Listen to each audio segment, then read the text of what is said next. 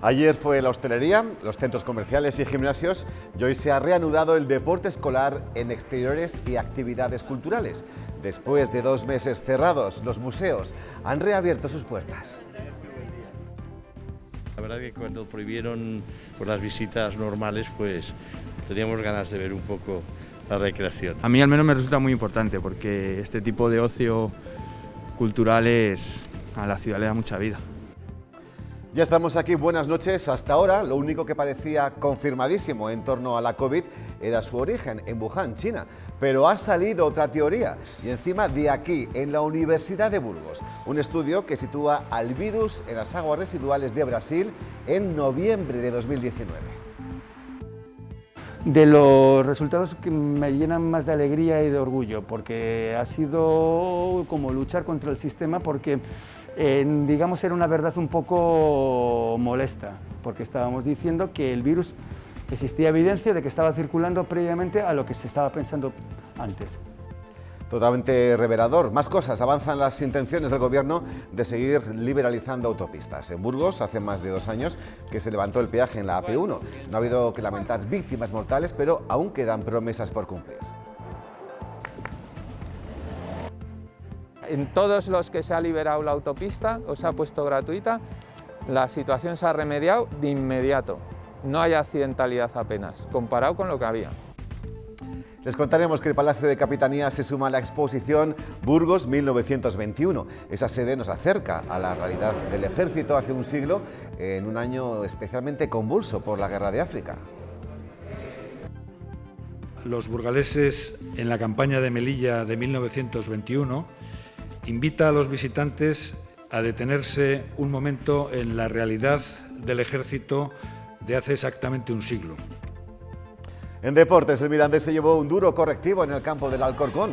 El primer gol de los madrileños, nada más arrancar la segunda mitad, descompuso a los rojillos, que acabaron encajando un claro 4-0.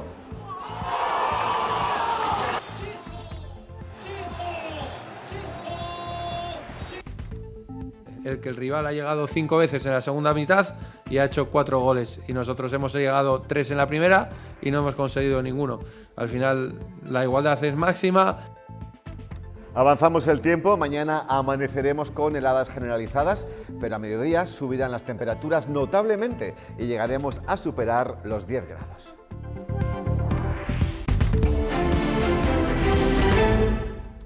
Este mes cumplimos un año desde el primer estado de alarma con confinamiento severo que dañó gravemente la economía. Hemos hablado mucho de sus damnificados como hostelería, turismo, centros deportivos y demás, pero hoy vamos a detenernos en uno de los sectores que más está acusando esta crisis sanitaria. Me refiero al de la venta de automóviles. Con nosotros la gerente de Rugauto, Marta Martín. Buenas noches. Buenas noches. A su lado se encuentra el vicepresidente de Aconauto, Fernando Andrés. Bienvenido, ¿cómo estamos? Hola, buenas noches. ¿Cómo estáis capeando el temporal, Fernando? Bueno, lo intentamos capear de la mejor manera posible. Sabemos que es una situación difícil, no para nuestro sector, sino para toda la sociedad, intentando ser lo más profesionales posibles en el tema nuestro de la venta y de la reparación de los automóviles y de lo más conscientes del tema sanitario en cuanto a protección de nuestros trabajadores y de nuestros clientes. Estamos celebrando ese aniversario, recordando más que celebrando ese aniversario. ¿Cómo fue los primeros días en vuestro sector del estado de alarma de marzo? Porque no estaba claro si podíais abrir o no inicialmente, ¿no? Sí, la verdad que fue bastante complicado, había mucha incertidumbre. Como todos sabemos, nos cogió prácticamente de sorpresa. Lo primero que intentamos, obviamente, es preservar la salud de todos nuestros empleados y, por supuesto, de los clientes. Pues que evitar que hubiese brotes en la empresa y pues aplicar todas las medidas sociosanitarias que estaban a nuestro alcance. Bueno, pues adquirir todos los EPIs que en ese momento había en el mercado y los que se nos recomendaban, y en principio esa fue la medida para nosotros más importante. ¿En qué estado estaba el mercado justo antes de ese confinamiento severo y en qué estado se encuentra un año después, en tantos por ciento? Pues al final nosotros miramos mucho el mercado anual y los 2 primeros meses del 2020 estaba creciendo respecto al 2019. Lamentablemente, pues el 14 de marzo tuvimos que cerrar todo el tema comercial. Algo se pudo hacer como trabajo de taller para temas importantes y temas de trabajadores esenciales, y estuvimos 2 meses sin ninguna venta. O sea, prácticamente fue eso, porque el tráfico de Internet, que también es un tema que llevamos trabajando mucho tiempo, se paralizó totalmente y estuvimos dos meses totalmente parados. A partir de ahí hubo reacciones, un poquitín de reacción en verano y un poco de reacción en diciembre, pero realmente el mercado cayó un 30% respecto al año 2019. ¿Qué se consiguió, Marta, recuperar en verano? Sí, en verano ciertamente la verdad que nos trajo alguna alegría. Hubo un mes de julio que ha sido uno de los mejores que yo conozco durante mi carrera profesional en automoción y creo que nos dio un respiro, la verdad. Nosotros preveíamos terminar el año pues con muchísimas pérdidas y efectivamente tanto julio como agosto pues nos permitió, ya digo, pues respirar con cierta tranquilidad, aunque la situación ha sido lamentable. Nos hemos dedicado durante el año 2020 a salvar la empresa. ¿Y cómo era el cliente que iba en verano, después del confinamiento severo, cuando se empezaron a aliviar las restricciones? ¿Tenía ya pensado comprar el vehículo desde hace tiempo o fue fruto de la pandemia, de la hartura personal, etcétera, etcétera? Entiendo que al final el mes de julio, como ha dicho Marta, fue un muy buen mes porque había muchas ventas paralizadas de esos meses que habíamos estado parados.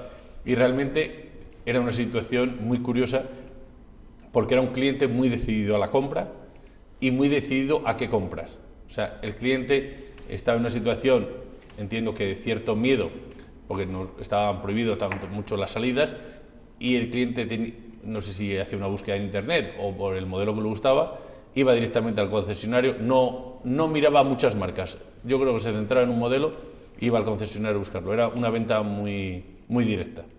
¿Y el de diciembre también era parecido? El de diciembre hubo un cambio impositivo ha habido un cambio impositivo en enero y era un cliente que buscaba más la oferta. Pero ya el cliente comparaba más. El de verano era un cliente muy decidido, muy centrado ya en el modelo que quería. Vamos a hablar, si nos importa, de lo que es la trastienda, ¿no? De lo que vemos de los concesionarios, la parte financiera también, ¿no? La de estrategia. ¿Cómo se mantiene la infraestructura tal cual con actividad cero? Pues bueno, tuvimos que sacar lo mejor de todos nosotros y de los equipos realmente muy involucrados en poder salir de esto. Tuvimos que realizar cantidad de reajustes, reestructurar por completo nuestras plantillas.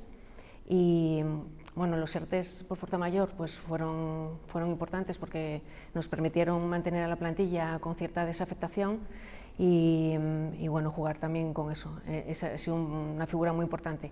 Después ajustar todos nuestros gastos directos e indirectos, lógicamente, y muchos tuvimos que acudir a entidades bancarias para que nos proporcionasen créditos ICO, que todos conocemos y que tuvimos que acudir a ello para poder un poco sobrevivir. ¿Qué gastos son los que más habéis tenido que ajustar? Pues bueno, los más fuertes, normalmente soportamos alquileres, que tuvimos que negociar esos alquileres. La verdad que todo el mundo se puso a favor, ¿eh? Hemos encontrado mucha solidaridad y en general ha ido todo bastante bien en ese sentido, vamos. ¿Tenéis datos, Fernando, de cuántas personas vinculadas a vuestro sector no pudo disfrutar, entre comillas, de un ERTE, sino que directamente se fue a la calle? Yo creo, no, al final somos una asociación, pero somos empresas distintas, pero yo creo que ha habido pocos despidos, o sea, no ha habido un despido generalizado, no ha habido eso, porque todos nos hemos intentado adaptar, pues, trabajando con las figuras del ERTE, intentando buscar otras soluciones, que al principio, cuando empezamos a trabajar, era buscar la liquidez a través de los ICO o deshaciendo todo nuestro inventario de vehículo seminuevo y de ocasión, intentando hacer esa liquidez que necesitábamos para sufragar los gastos del día a día. Yo creo que no ha habido grandes despidos dentro del sector y hemos intentado mantener todo el trabajo al máximo, intentando reducir otros gastos, a lo mejor en temas publicitarios, en temas de ciertas inversiones que el fabricante nos ha congelado para no tirarlas para adelante. Hemos sido cautos en ese tema. Bien, entonces vamos a quedarnos con la parte de las personas que se encuentran en ERTE. Finalizan el 31 de mayo, todos sabemos que durante 6 meses después de esa fecha no se puede despedir a nadie, pero claro, hay muchas incertidumbres de cara a diciembre, cuando ya sí se pueda despedir. el temor es que el ERTE se convierta en ERE. ¿Lo veis en vuestro sector? Sí, viable? Claramente hay muchos empleos en juego, ciertamente. O sea, eso es una realidad que, pese a que nosotros nos hemos visto obligados, en cierta medida, a tomar decisiones que nunca hubiésemos pensado en condiciones normales tomarlas.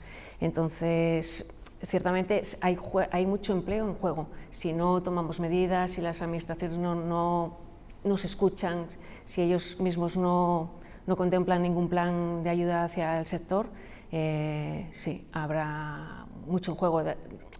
Daros cuenta que nosotros, automoción, somos un motor económico muy importante, que empleamos, hay 1000 empleos pendientes, más otros tantos que son de actividades indirectas.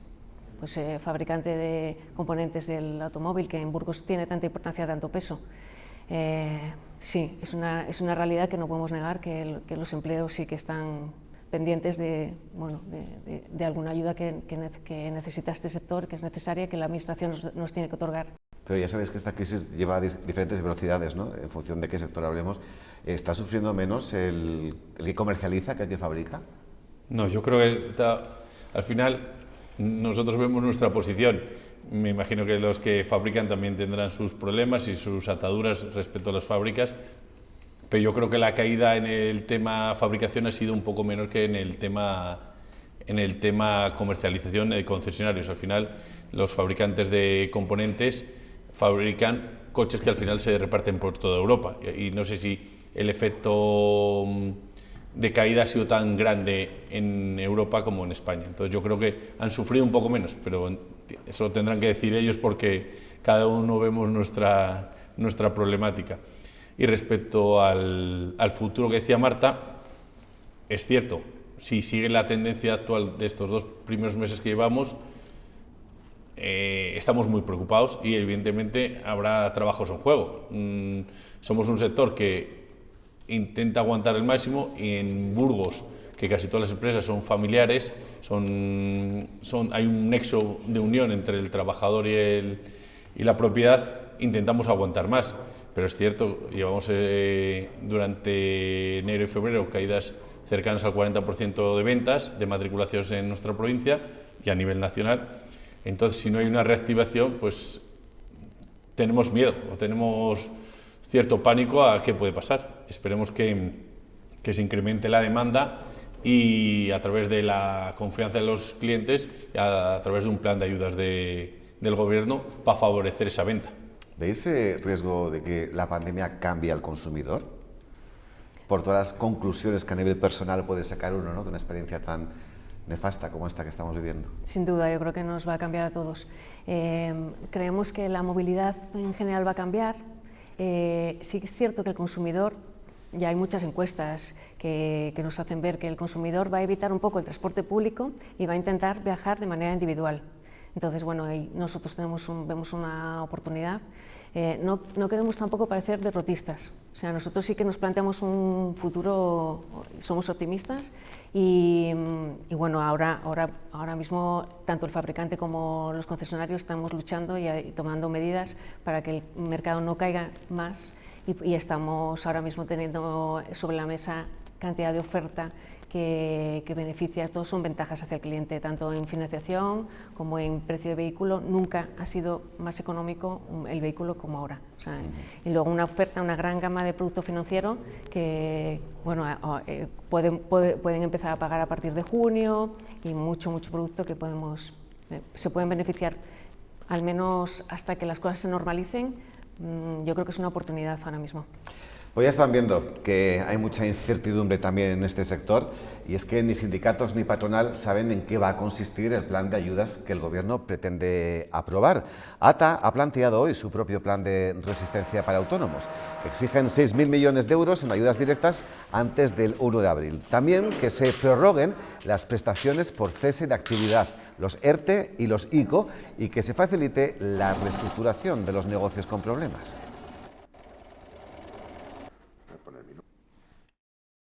Tienen que ser ya, y tienen que ponerla en marcha el Gobierno central, y no demorar transfiriendo a comunidades autónomas, que cada comunidad autónoma tenga que preparar su plan. Mientras que todo esto ocurre, se quedarían empresas en el camino. Seamos ágiles. Pide agilidad el presidente de ATA, Fernando. Evidentemente, al final van pasando los meses y en este día la marmota que vivimos, porque al final, entre que podemos hacer pocas cosas de movilidad, yo creo que estamos todos un poco aburridos, porque se nos pasa el tiempo, a mí se me pasa rápido, ir, trabajar, no sé qué, no puedes salir. Evidentemente las soluciones las necesitamos ya, la reactivación económica, una claridad en cuanto a los temas sanitarios, no estar discutiendo entre comunidades, no estar discutiendo si no, si ahora hay Semana Santa no. Yo creo que alguien tiene que coger la voz cantante y tomar decisiones. No soy yo el que va a decir si Semana Santa sí o no, o si movilidad sí o no, pero unas decisiones claras para que todo el mundo sabemos a qué atenernos y poner ese dinero que han hablado desde Europa, de los 11.000 millones que ha hablado ahora Pedro Sánchez, ponerlo rápidamente encima de la mesa en los sectores que haya que ponerlo, pero hay que empezar a movilizar la economía. Bien, vamos a recopilar datos, algunos ya los habéis dado vosotros en la mesa. Enero y febrero fueron malos meses para la venta de vehículos, se vendió un 32% menos de turismos y todoterrenos respecto a 2020.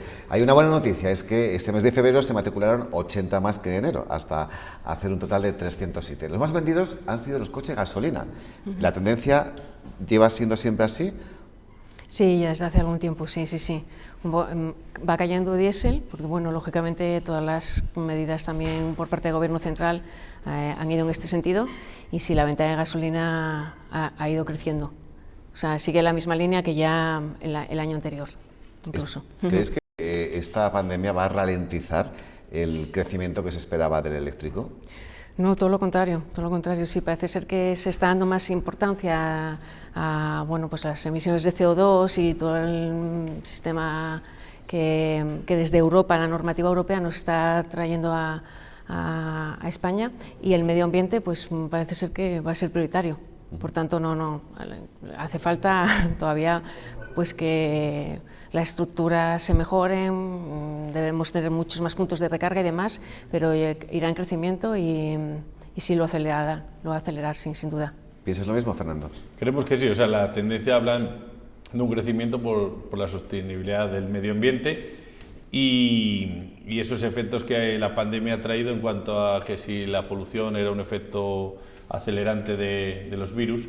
Entonces creemos que sí, pero evidentemente tenemos que ir poco a poco, porque hay que, como dice Marta, mejorar los puntos de recarga, que el coche eléctrico sea más accesible, que esa tendencia venga acompañada de todas las instituciones, desde el Gobierno central hasta los propios ayuntamientos, que faciliten que el vehículo eléctrico sea una solución de movilidad.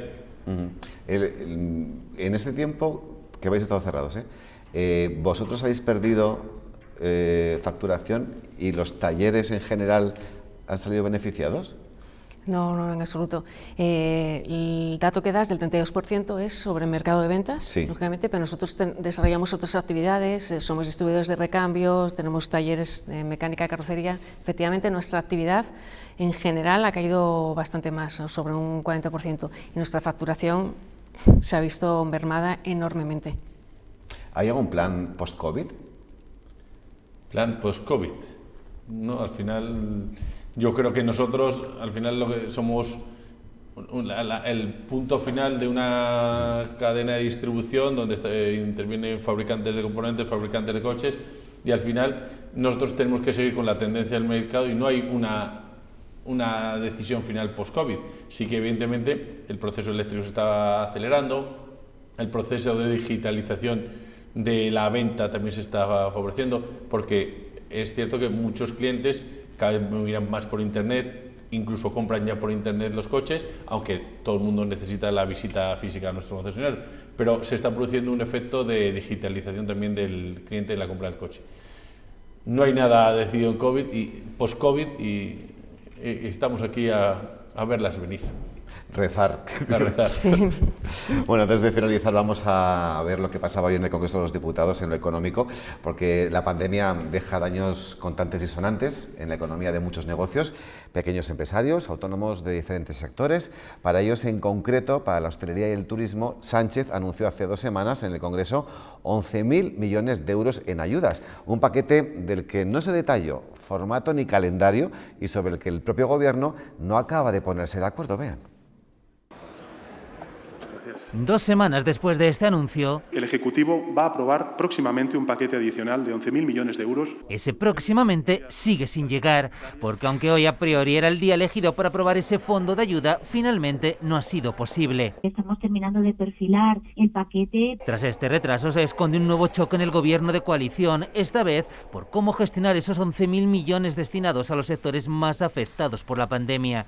Mientras Unidas Podemos apuesta por que la mayor parte, hasta 8.000 millones, sean ayudas directas, el sector PSOE, especialmente la vicepresidenta Calviño, reduce notablemente esa cifra. Incluso dentro del propio Partido Socialista habría discrepancias. Es complejo la definición sobre todo la elegibilidad de las empresas. De esta forma, el Ejecutivo resta importancia a las desavenencias internas, que también tienen que ver con el peso de la reestructuración de deudas con los préstamos del ICO e incluso con el papel que jugarán las comunidades autónomas al gestionar parte de estas ayudas públicas. El retraso merece la pena. Si no hay un nuevo retraso, el fondo se aprobará finalmente este viernes en un Consejo de Ministros extraordinario. Pues lo dicho, que mientras muchos lucháis por sobrevivir cada día, que no sabéis cómo os va a ir mañana, y no entendemos muy bien, ¿no?, cómo nuestros políticos no se ponen de acuerdo, incluso estando en el mismo gobierno de coalición. Sí, cierto. Es una temporada un poco convulsa. Vosotros no estáis incluidos en este acuerdo, vuestro sector, ¿no? Como comercio, sí. Ah, como comercio. ¿No? Eso es, sí. La verdad que estamos expectantes para ver cómo van a hacer el reparto de estos fondos y bueno, nosotros hemos solicitado a nuestras administraciones locales y me consta que asociaciones de automoción, Faconauto, Gambán, etcétera, están trabajando con el Gobierno central para que nos llegue de manera directa. El cliente tiene que aprovecharse de estas ayudas, nosotros les ayudaremos a gestionarlo, la petición de fondos, pero es cierto que sería ideal que fuese de manera directa al cliente. Vamos a dejar claro eso, lo que Marta está diciendo, Fernando, es que no es que vosotros os inyecten dinero directamente en vuestra cuenta, sino que van a dar facilidades a los ciudadanos para que acudan más a vuestros concesionarios. Nosotros no queremos que nos ayuden directamente, al final nosotros vivimos de vender coches, vemos que hay una necesidad de compra de coches y lo que queremos es que movilicen esa necesidad, que activen esa demanda, evidentemente ayudando a los clientes, que siempre hemos dicho. Él se beneficia, pero se beneficia el país en general, porque mejoramos la seguridad de los coches que se venden, los coches que se venden son más eficientes y emiten menos emisiones, entonces creemos que es un bien general y realmente el que se lleva directamente el beneficio es el cliente. Pues tenemos que terminar ya. Ha sido un placer charlar con vosotros y que nos hayáis relatado este año en pandemia en vuestro sector. ¿Algún mensaje que queráis trasladar a nuestros espectadores finalmente? Sí, desde luego. O sea, lo que realmente me gustaría trasladar es que es el momento para comprar un vehículo, que existen muchas ventajas, como he dicho antes, que estamos con las puertas abiertas esperándoles, con los brazos abiertos igualmente, y que, bueno, que estoy segura que podemos ayudarles en la toma de decisiones. Estos 2 meses van a ser muy importantes y vamos a proporcionar pues cantidad de ventajas hacia el cliente, que lo aprovechen, por favor. Fernando, ¿tú? Evidentemente lo mismo, que al final estamos a disposición de los clientes. Desde la asociación hemos establecido también criterios de protocolos de limpieza y seguridad. Cualquier punto en las concesiones, tanto en taller como en ventas, estamos totalmente acondicionados para atender a todos los clientes y evidentemente que estamos poniendo tanto marcas como concesionarios toda la carne en el asador para ofrecer buenas ofertas y que el cliente encuentre un coche que le guste a un precio muy correcto. Pues dicho queda, Fernando Andrés, vicepresidente de Aconauto, Marta Martín, gerente de Rugauto. Gracias a los dos y muchísima suerte. Muchas gracias. Muchas gracias. Hasta la próxima. 2 minutos, seguimos con toda la información del día, que es mucha, y hasta ahora.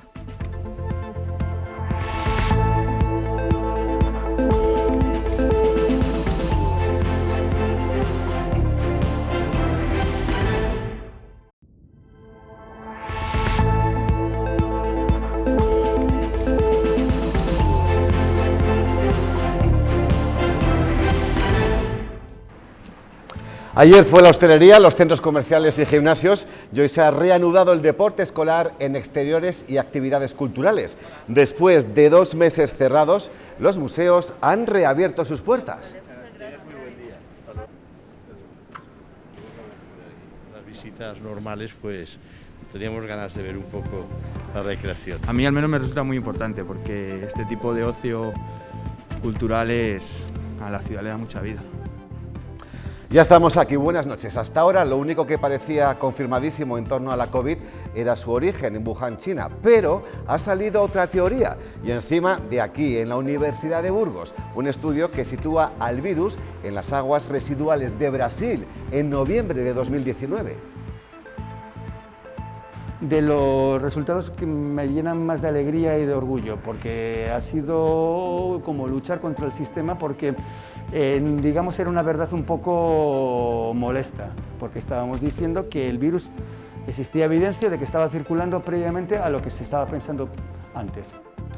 Avanzan las intenciones del Gobierno de seguir liberalizando autopistas. En Burgos hace más de 2 años que se levantó el peaje en la P1. No ha habido que lamentar víctimas mortales en la nacional, pero aún quedan promesas por cumplir. En todos los que se ha liberado la autopista o se ha puesto gratuita, la situación se ha remediado de inmediato.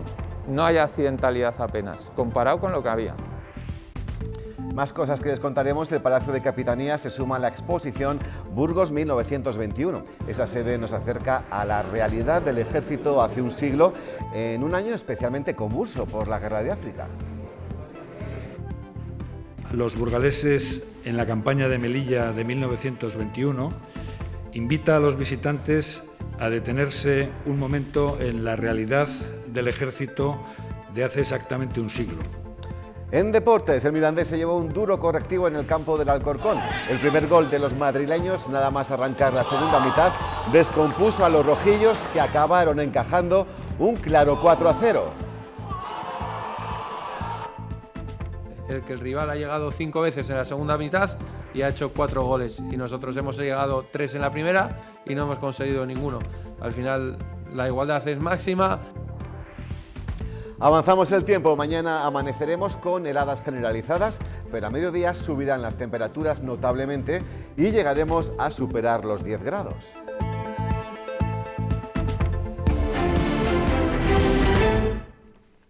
Esta mañana los espacios culturales, bibliotecas y museos han vuelto a abrir sus puertas. Eso sí, el aforo máximo se establece en un 33%. Después de más de un mes cerrados, hoy mismo los visitantes han querido regresar a estos espacios. Con muchas ganas de que la gente vuelva a visitarnos, con todas las medidas de seguridad exigidas por la normativa, lógicamente, con reducción de aforos, con el uso de mascarilla y bueno, pero aún así se puede disfrutar del museo. Teníamos muchas ganas de venir a este museo porque tenemos una casa de campo cerca de Atapuerca y la verdad que cuando prohibieron las visitas normales, pues teníamos ganas de ver un poco la recreación. A mí al menos me resulta muy importante porque este tipo de ocio cultural a la ciudad le da mucha vida. Lo que siempre se ha dicho es que la historia de la COVID-19 empezó aquí, en Wuhan. En diciembre de 2019 se detectaron los primeros casos clínicos y la comunidad científica marcó esta ciudad como origen de la pandemia, hasta ahora. Decimos hasta ahora porque un estudio internacional que coordina la Universidad de Burgos pone en cuestión los primeros indicios del virus en Wuhan. Un grupo de investigadores sostiene que un mes antes de notificarse en China, el virus circulaba ya sin saberse en Brasil. Las aguas residuales han dado la pista. Leticia Gutiérrez.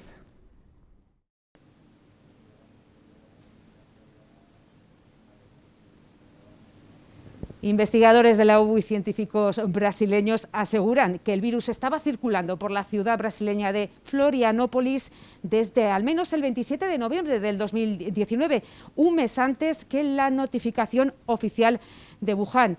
Lo han analizado a través de las aguas residuales del alcantarillado de esa ciudad, una de las más turísticas de Brasil.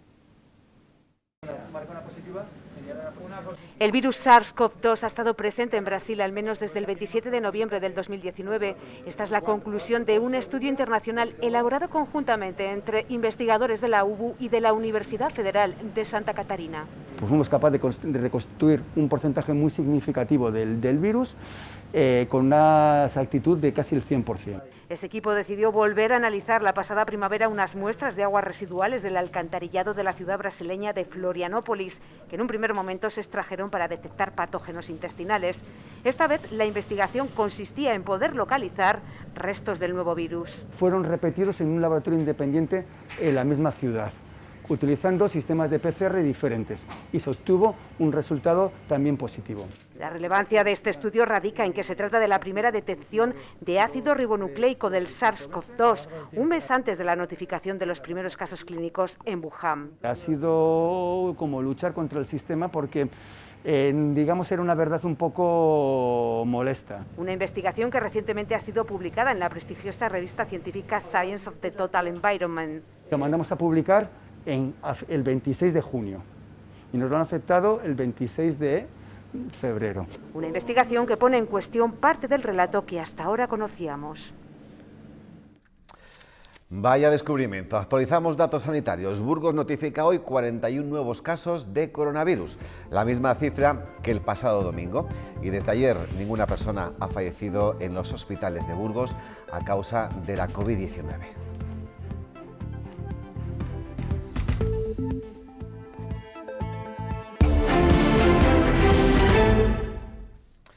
Más de 2 millones de euros se inyectarán en 371 municipios de la provincia con menos de 1.000 habitantes. La Diputación se encargará de la gestión. La Junta aportará más de 1 millón de euros, la Diputación más de 580.000 y los ayuntamientos pondrán el resto. El plazo para la ejecución de los proyectos es diciembre de 2022. La Diputación se va a encargar de la gestión de este plan. Una vez que se publique en el Boletín Oficial de la provincia, los ayuntamientos tendrán un mes para la presentación de las memorias valoradas y de los proyectos que serán remitidos a la Junta de Castilla y León. Y trabajadores de España se han concentrado esta mañana en Salas de los Infantes y esta tarde lo han hecho también en Burgos para denunciar retrasos en el pago de las nóminas. Desde el Gobierno regional aseguran que ellos no tienen capacidad jurídica para intervenirles. No se da ninguno de los supuestos para que la Junta de Castilla y León pueda hacer una intervención en las cuentas de la entidad de la que ejercemos el protectorado, que en este caso es la Fundación Aspanias. Por tanto, lo que nosotros tenemos que apelar es al entendimiento principalmente interno de la entidad para conseguir resolver entre todos esos problemas que ahora mismo parece que tiene la entidad. En diciembre de 2018 se levantaba el peaje en la AP1 desde Burgos hasta Armiñón. Desde entonces el tráfico ha disminuido en la Nacional 1 y Fomento estima que en los próximos años aumentará hasta un 50% en la autopista. Noelia Ordóñez. Ya no existen las cabinas de peaje en los accesos a la AP1. Esta autopista se liberalizó hace más de 2 años y desde entonces el tráfico ha disminuido notablemente en la Nacional 1. Esto ha afectado a muchos de los negocios al no existir accesos directos a la autopista, pero durante este tiempo no se ha tenido que lamentar ninguna víctima mortal. Han pasado más de 2 años de esta imagen. La AP1 entre Burgos y Armiñón levantaba las barreras. Desde entonces el tráfico de la Nacional 1 ha disminuido considerablemente y esto se refleja de manera positiva en los accidentes, porque no se ha tenido que lamentar ninguna víctima mortal. Desde la plataforma por los afectados de la Nacional 1 todavía se preguntan por qué tardaron tanto tiempo en efectuar la liberalización. Más de 100 víctimas mortales en los años que nosotros hemos estado protestando, o sea, una barbaridad incomprensible. En septiembre de 2017, 5 miembros de una familia francesa fallecían al chocar frontalmente con un camión. Este fatal accidente a la altura de Pancorbo fue uno de los detonantes de la liberalización de la autopista.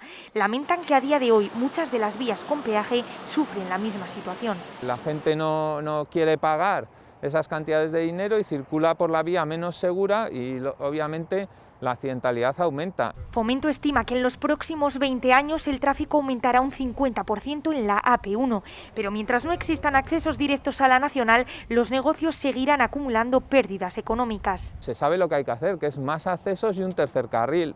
El anteproyecto de Fomento propone 2 enlaces entre ambas vías, pero los vecinos lamentan que se ejecuten en lugares poco adecuados. Si con la caída del tráfico en la Nacional 1 los establecimientos ya se vieron resentidos, ahora nos encontramos la mayoría de ellos cerrados.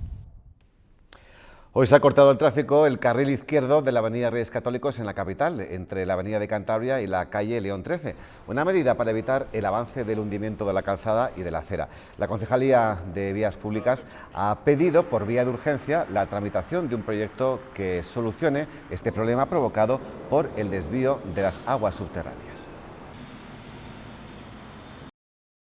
Debido a la existencia de un palecauce debajo del río Vena, está lavando la capa de calizas y yesos que hay debajo del pavimento y se está karstificando todo, procediéndose al hundimiento del terreno, y puede dar lugar a un colapso puntual del pavimento en cualquier momento y producir un accidente mortal. No queremos que ocurra eso. Ya han finalizado las obras de construcción de un carril de subida y bajada de viajeros en la puerta principal de la estación de autobuses. El proyecto, impulsado por Vox, se ha centrado en reducir el ancho de la acera que hace 2 años amplió el anterior equipo del Gobierno. El Ayuntamiento ha invertido 40.000 euros en este proyecto. Igualmente, se han concluido los trabajos para ensanchar el paso de peatones de la Merced.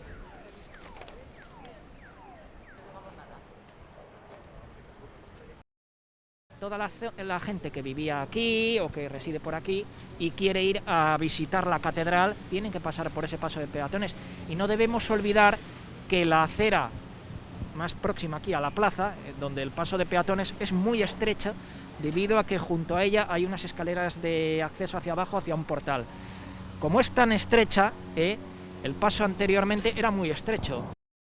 A pesar de que fue el Ayuntamiento el que obligó al colectivo feminista el pasado domingo a retirar los mensajes que pusieron en las principales estatuas de la ciudad, la concejala de Mujer, Estrella Paredes, asegura estar de acuerdo con estas frases, pero justifica que tuvieron que cumplir con la ordenanza municipal de retirada de carteles. Estoy totalmente a favor de todas las frases que se ponían ahí porque son frases feministas y porque el feminismo es la lucha contra por la igualdad de las mujeres y los hombres.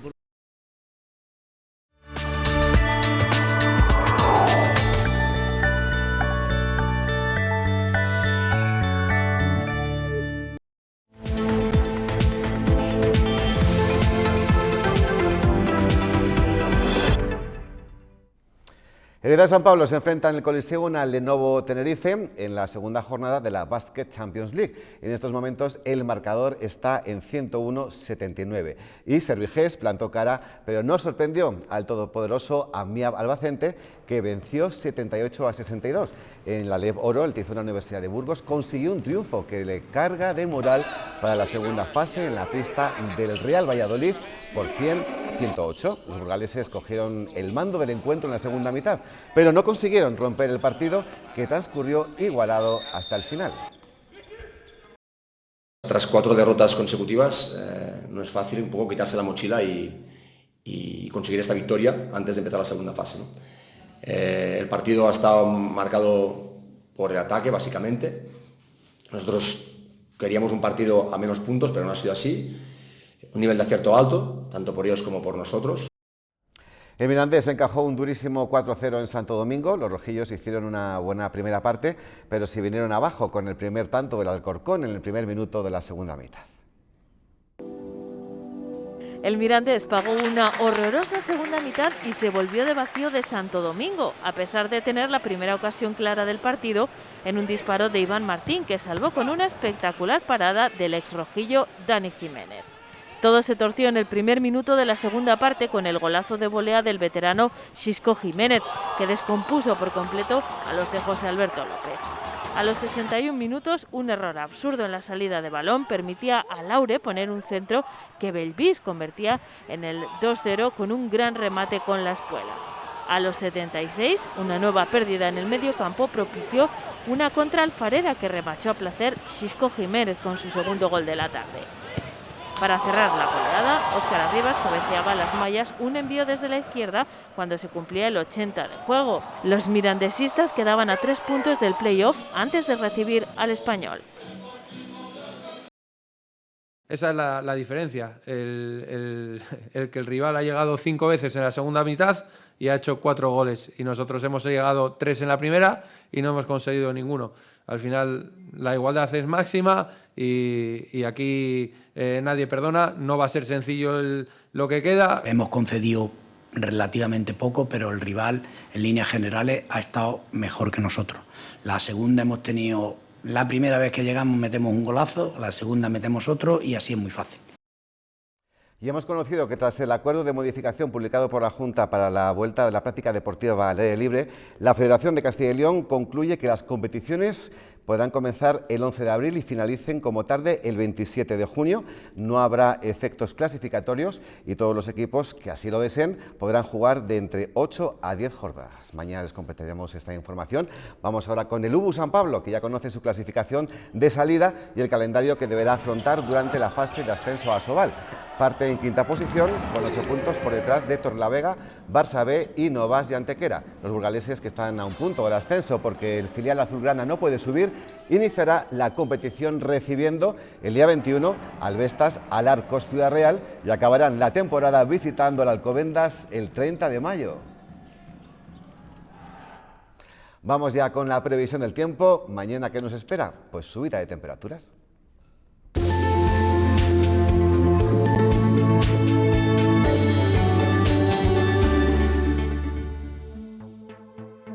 Hoy han amanecido con cielos despejados en zonas de la sierra, por ejemplo, como vemos en Acinas, donde se veía muy bien la Peña de Carazo, sobre la que había una nube de desarrollo vertical.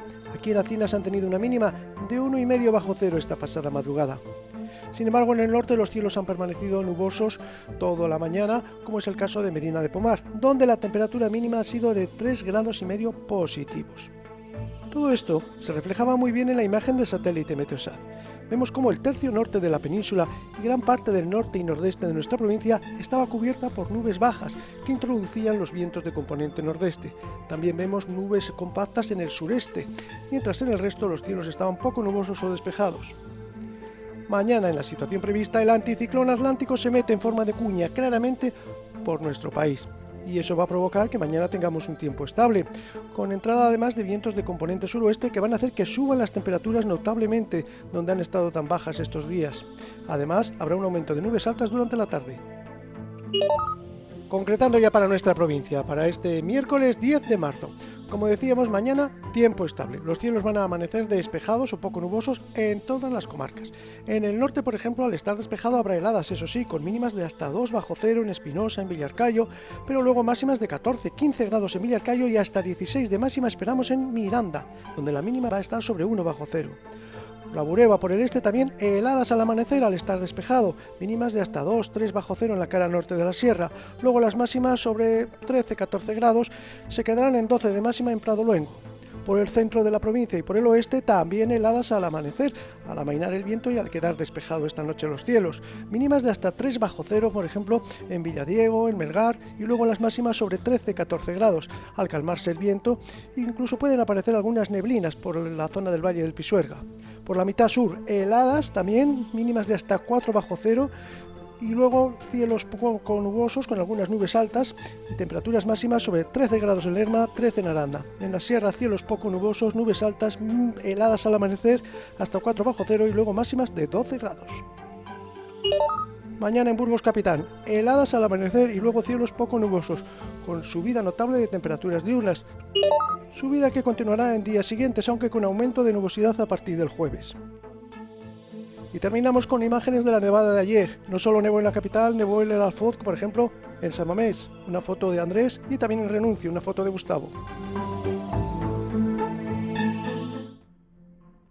Buenas noticias para la música burgalesa. La tercera edición del festival Live la 8 Burgos cada vez está más cerca. De hecho, hoy se han comenzado las grabaciones. Carla Martín, buenas noches. Música en directo por fin. Qué gusto, Rafa, volver a escuchar música en directo. Este año, además, estrenamos escenario. Estamos en el Salón de Actos de Caja Viva, Caja Rural. Por aquí van a pasar nuestros 8 concursantes. Cada uno de ellos va a interpretar 2 canciones. Y vamos a salir por aquí porque quiero mostrarles también el set de entrevistas donde vamos a conocer la parte más íntima, más personal, la trayectoria de los participantes para ayudar a los espectadores a elegir a su favorito, porque recuerden, este año el voto será suyo, será el público quien elija al ganador. Gracias, Carla Martín, muchas gracias. Suerte para todos. Vamos ya con nuestro apartado cultural. El Palacio de Capitanía se suma a la exposición Burgos 1921, que hasta el 2 de mayo nos muestra cómo se celebró el 7º centenario de la catedral. Esa sede nos acerca a la realidad del ejército hace un siglo, en un año especialmente convulso por la Guerra de África. Trajes militares de época y fusiles Mauser que nos retrotraen a la realidad del ejército español en los años 20. Los burgaleses, en la campaña de Melilla de 1921, invita a los visitantes a detenerse un momento en la realidad del ejército de hace exactamente un siglo. Podemos ver el bombo para el sorteo de los reclutas, muchos destinados a la Guerra de África. Al día siguiente de la visita del rey Alfonso XIII a Burgos para conmemorar el 7º centenario de la catedral, se produjo el desastre de Anual, con 11.000 muertos. La realidad española y militar del periodo de entreguerras, y particularmente de 1921, recordemos que fue un año especialmente convulso en la historia de España. Entre las víctimas, Gabriel Sainz, natural de Villarcayo, dejó escrita esta carta para despedirse de su familia horas antes de morir en el Monte Arruit. El Palacio de Capitanía es una de las 12 sedes que integran la exposición del 7º centenario. Cuando nos planteamos cómo celebra Burgos los 700 años de la colocación de la primera piedra de su catedral, es decir, el trasfondo de esa idea era ver cómo era esta ciudad hace 100 años. En el zaguán del Palacio de Capitanía también podemos ver un heliógrafo usado en las comunicaciones durante la Guerra del Protectorado de Marruecos. La entrada es gratuita, de lunes a viernes, por la mañana y por la tarde, y los sábados de 10 a 2. 9 de marzo nos trae las conclusiones de un estudio de la Universidad de Burgos que podría cambiar la historia del origen del coronavirus. En las aguas residuales de Brasil se encontró COVID-19 antes de que aparecieran los primeros casos en Wuhan. Veremos lo que dice la OMS al respecto. Hasta mañana, buenas noches.